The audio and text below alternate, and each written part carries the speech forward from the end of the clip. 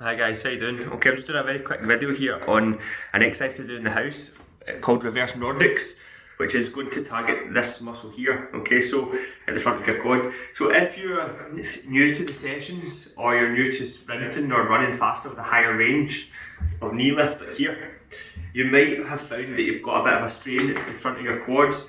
This is quite common, it tends to happen, I've noticed that in the first couple of weeks of being exposed to like higher ranges of running. Okay, so don't worry if you've got it, don't let it deflate you too much. It'll go away within a few weeks if you do what I suggest in this video. So the first thing to do is, if you get this restraining when you sprint, you'll notice it probably when you sprint faster or when you run higher range faster, or do maybe play a sport or something for the first time. The first thing you want to do is this, okay? Don't do that, okay? You'll want to stretch. Don't do that. If you get that restrain, it's because you've strained it, you've overdone that muscle, you've pulled that muscle a bit more than it's used to. So don't stretch it, let it settle for a couple of days, okay? It'll be probably mild in most cases anyway. So let it settle, don't stretch it. And you might notice that you can squat no problem, or you can squat without pain, or you can lunge without pain. And that is, one, a good thing, but two, it's also one of the reasons why this injury occurs. And that is because the rec fem, it's a muscle here, it's called the rectus femoris, okay? It's one of the four quadricep muscles. It's unique though, and it's also involved in hip flexion. So hip flexion would be like when you're lifting the hip, flexing the hip here, and it lifts the knee up. So it's like this, okay? So the rec fem muscle is responsible, or involved, should I say, in hip flexion, okay? So that's why this injury usually occurs when you run faster. If you're not used to running faster, because running faster involves a bigger range of movement like this. So there's more flexion of the hip, therefore there's higher recruitment rate of the rec fem, and if it's not used to it, if it's not trained or conditioned enough, that's when restrains can occur. Same way restrains in the calf can occur if you build up your volume too much, or hamstring tears from sprinting too fast without building it up, and that sort of thing.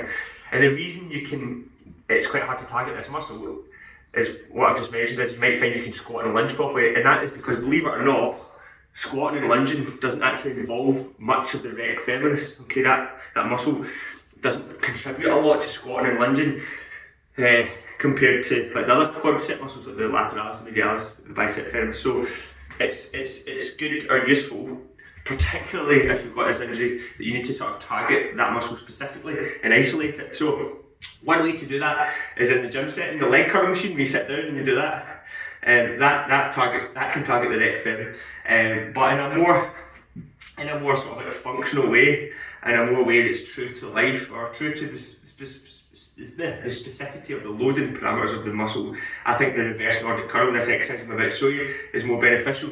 Okay, so if you have just got this picked up, this niggle in the last few days, and it's settled now, and you can feel you can walk and you can squat, it's not sore, you're ready to start this exercise. So this is what to do instead of stretching, okay, because this is going to be a loaded stretch anyway, okay? Just stretching your quad, like when you're standing up, that's just a passive stretch. There's no load going through the rec fem or the quads, so it's not as effective as strengthening as well as stretching it at the same time, which is what this is, a decent loaded exercise. So to start this exercise, all you do is kneel nice and straight, knee, hip, shoulders roughly, okay? Brace the abs, okay, so gently brace the abs, gently squeeze the glutes. And then again, especially if you've recently strained this, all I want you to do is lean back just a couple of inches, like that. Just a couple of inches until you feel a mild sort of stretch here. It shouldn't be painful though, okay? If it's the same pain you felt when you've done the injury, then you're not ready for this yet, you need to give it a few more days, okay? But if it's just more, you just feel that it's working the muscle, it's a wee bit uncomfortable, then that's okay. So all you're going to do, especially if you've recently sort of aggravated this, is just a couple of inches go back, and then come back to the start here. Okay, so you go back, and then back to the start. The aim is to keep nice and tall through here, squeezing the glutes. So what we don't want is this position here, okay, so you're not doing that obviously.